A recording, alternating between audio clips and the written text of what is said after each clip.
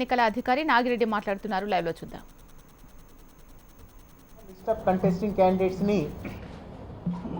తయారు చేస్తారు.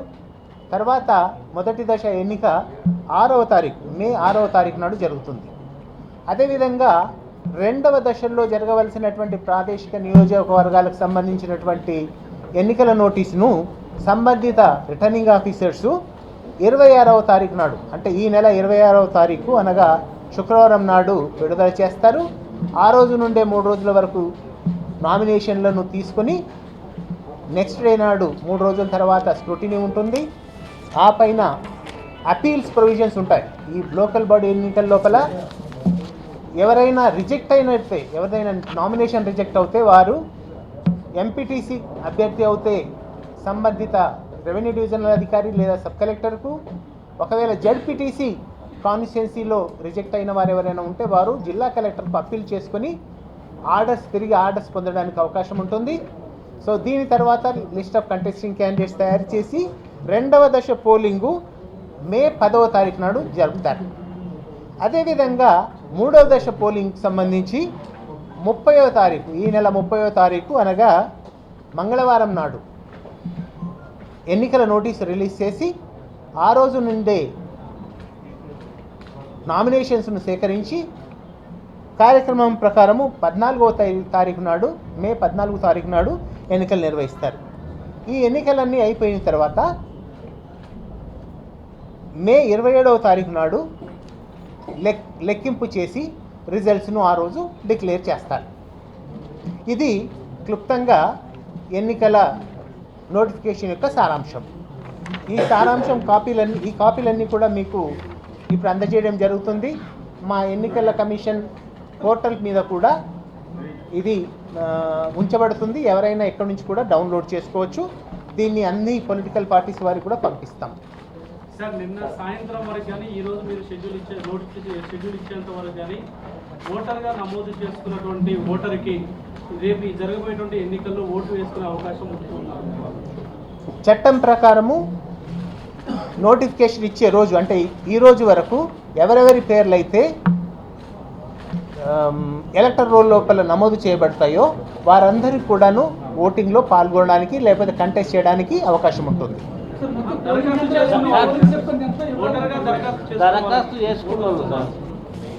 ఇప్పుడు దరఖాస్తు చేసుకోవడం అంటే మీకు అందరికి తెలిసిందేను. ఒక దరఖాస్తు చేసుకున్న తర్వాత దాని మీద విచారణ చేయాల్సి ఉంటుంది. దరఖాస్తు చేసుకున్న తడువుగానే ఇప్పుడు నేను చేసుకున్నాను కాబట్టి ఇమ్మీడియట్గా నా పేరు చేర్పించండి అంటే కుదరదు. చూడాలి. ఎందుకోసం అంటే ఎవరిని నమోదు చేయాలన్న దానికి రిప్రజెంటేషన్ ఆఫ్ పీపుల్స్ యాక్ట్ ప్రకారం చాలా నిబంధనలు ఉన్నాయి. ఆర్డినరీ రెసిడెంట్ అంటారు.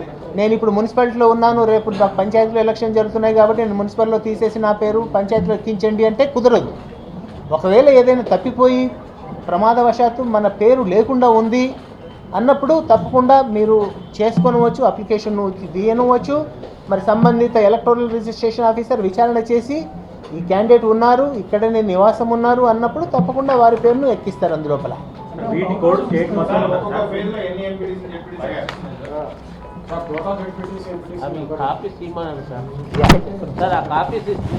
అదే చెప్పు. Please distribute the copies first.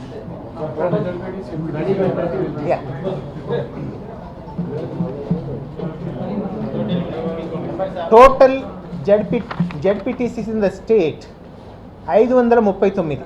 కానీ ఒక జడ్పీటీసీకి ఎన్నిక జరపట్లేదు. ఎందుకోసమంటే హైకోర్టు ఆర్డర్స్ ఉన్నాయి కాబట్టి దాని మీద ఆ ఒక్క మంగపేట జడ్పీటీసీ తప్పితే మిగతా 538 జడ్పీటీసీలకు ఈ 3 ఫేజ్ల వారీగా ఎన్నికలు జరుగుతాయి.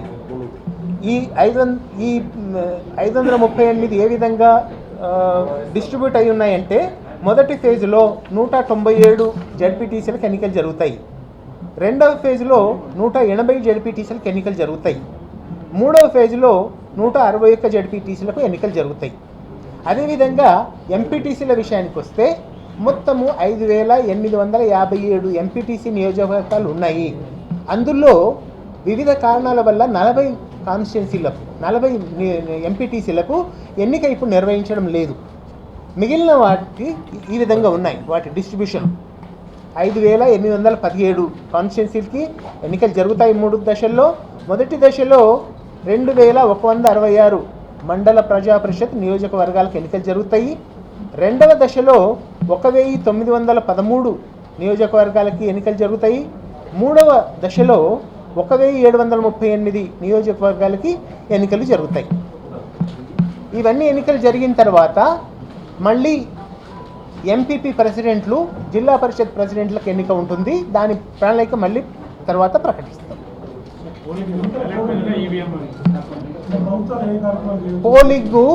పోలింగు కేవలము బ్యాలెట్ పేపర్ పద్ధతిలో జరుగుతాయి. బ్యాలెట్ పేపర్ పద్ధతిలో పేపర్ బ్యాలెట్ బాక్స్ ఏర్పాటు చేయబడతాయి. సో ఆ విధంగా ఎన్నికలు జరుగుతాయి. One at a time please.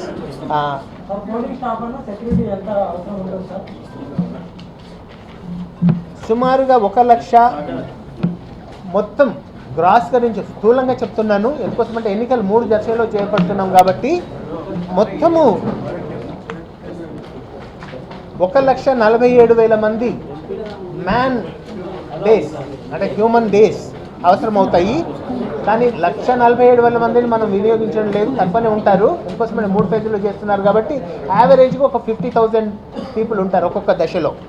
అదేవిధంగా పోలింగ్ సెక్యూరిటీ సిబ్బంది సుమారుగా 26,000 మంది అవైలబుల్గా ఉన్నారు.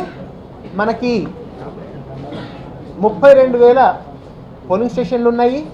సో 32,000 3 దశల్లో అంటే సుమారుగా ఒక 10 నుంచి 11,000 పోలింగ్ స్టేషన్లు ప్రతి దశలో ఉంటాయి. మరి వాటికన్నిటికీ సరిపోయినటువంటి సుమారుగా ఒక 26,000 మంది పోలీస్ సిబ్బంది మనకు అవైలబుల్గా ఉన్నారు. వారిని ఈ పోలింగ్ స్టేషన్లు అన్నింటిలో కూడా నియమించడం జరుగుతుంది.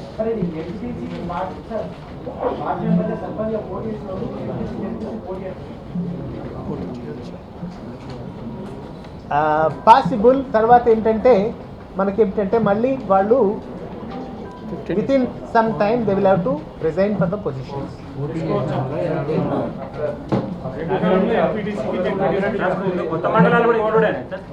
One minute, I'll come to you.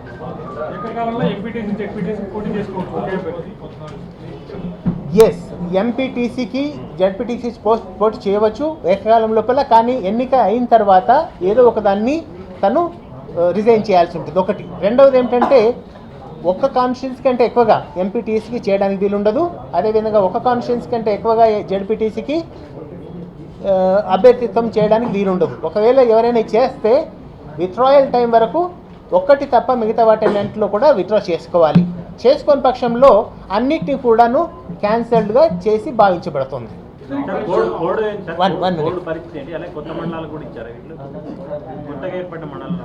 మొత్తం అన్ని మండలాలకు సంబంధించిన నోటిఫికేషన్ ఇది. కొత్తది పాత అన్ని కలిపి చేసింది.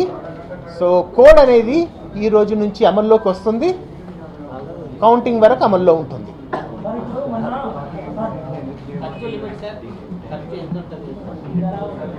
సర్క్యులేట్ చేశారా ఇవన్నీ కాపీలు? Please everybody got these copies?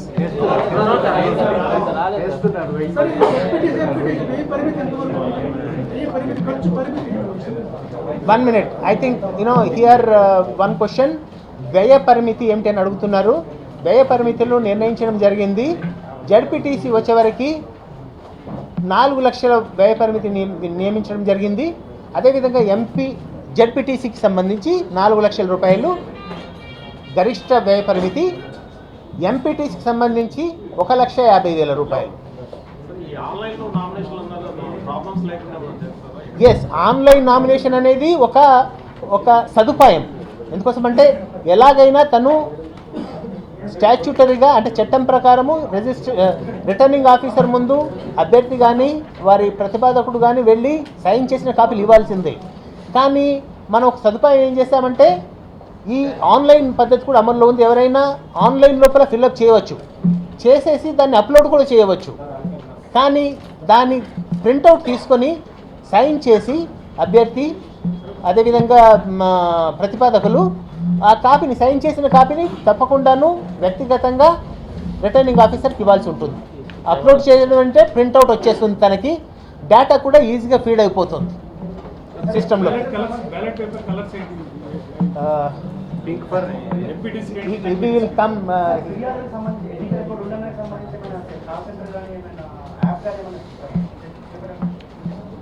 Call centre ఉంటుందండి. We will set up call center here and there will be call centers in the districts also. Here one question is ballot paper colour ఏంటి అని. ఇంతకుముందు చెప్పినట్టుగానే ఇంతకుముందు నుంచి ఉన్నప్పుడుగానే సుమారుగా మనకి ఇప్పుడు 1983-84 నుంచి ఈ పంచాయతీ ఎన్నికలు మనం నిర్వహిస్తూ వస్తున్నాం. అప్పటి నుంచి కూడా ఉన్నటువంటి పద్ధతిని ఇప్పుడు కూడా ఫాలో అవుతున్నాం. 2 రకాలైన బ్యాలెట్ పేపర్స్ ఉంటాయి. ఎంపీటీసీకి ఒక బ్యాలెట్ పేపరు, జెడ్పీటీసీకి ఇంకొక ballot paper. MPTC ballot paper ఏమో పింక్ కలర్లో ఉంటుంది, జెడ్పీటీసీ బ్యాలెట్ పేపర్ ఏమో వైట్ కలర్లో ఉంటుంది. అదే పాత పద్ధతిలో ఇప్పుడు కూడా ఉంటాయి. గత ఎన్నికల్లో లెక్కలు చూపించిన వాళ్ళపై 16,000 మందిపై అనర్హత వేట వేశారు. అయితే వాళ్ళు పంచాయతీ ఎన్నికలకు హైకోర్టుకి వెళ్ళారు. ఇప్పుడు కూడా మొన్న వేశారు. ఇప్పుడు కూడా హైకోర్టుకి వెళ్తే హైకోర్టులో కొందరు వెళ్ళిన మాట వాస్తవేంను. కొన్ని కారణాల వల్ల హైకోర్టు నుంచి ఆర్డర్లు వచ్చినాయి. వాళ్ళు 12,700 సుమారుగా 12,500 మందికి మీద అనర్హత వేటు వేయడం జరిగింది. అందులో కొందరు హైకోర్టుకు వెళ్ళారు. ఆ కొందరిలో కొన్నిటికి హైకోర్టు ఉత్తర్వులు వచ్చాయి. కొందరికి తాత్కాలిక ఉత్తర్వులు, కొందరికి పర్మనెంట్ ఉత్తర్వులు. ఆ ఉత్తర్వుల ప్రకారం ఫాలో చేస్తాం. మనము ఏవైతే 12,500 మందిని మనము డిస్క్వాలిఫై చేస్తున్నామో అందులో ఏవైనా హైకోర్టు ఆర్డర్లు అందులో రద్దుపరిచినవి ఉంటే హైకోర్టు ఆర్డర్లు ప్రివేల్ అవుతాయి. GHMC no, the model code of conduct అనేది కేవలము రూరల్ ఏరియాలో పంచాయతీరాజ్ చట్టం ఎక్కడైతే అమల్లో ఉంటుందో అక్కడే ఈ మోడల్ కోడ్ ఆఫ్ కండక్ట్ అమల్లో ఉంటుంది. అర్బన్ ఏరియా లోపల పంచాయతీరాజ్ చట్టం అమల్లో ఉండదు కాబట్టి మోడల్ కోడ్ ఆఫ్ కండక్ట్ కూడా అమల్లో ఉండదు. Correct.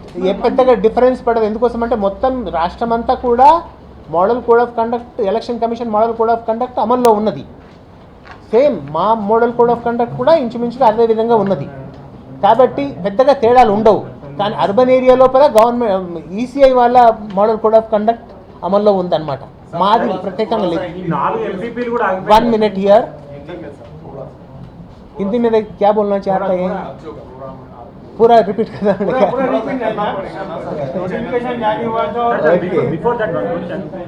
Let him. He has done first, so let me respond to him. हाँ ठीक है. आज 20 अप्रैल को हम इस राज्य में जो भी जेडपीटीसी कॉन्स्टिट्यूंसीज है और एमपीटीसी कॉन्स्टिट्यूंसी है उसके चुनाव के लिए नोटिफिकेशन हम अभी रिलीज़ किए हैं. इसके हिसाब से पोलिंग 3 दशाओं में होती हैं इस राज्य में. पहले दशा 22 अप्रैल को शुरू होता है और 6 मई को पोलिंग संपूर्ण होता है. बुलेटिन में एक स्मॉल ब्रेक